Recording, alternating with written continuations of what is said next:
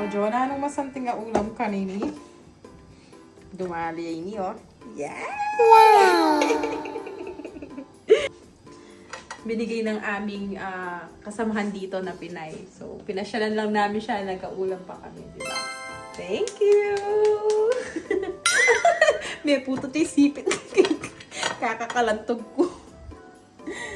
Kanyaman daran dyan eh. So, na ang ulams. Garlic buttered shrimp. Garlic buttered shrimp. Yes. Okay. Sarap niya na. One eternity later. Tada! Luto na! Pagkain mayaman muna tayo ngayon, guys. Pero hindi kami kontraktor o anak ng kontraktor.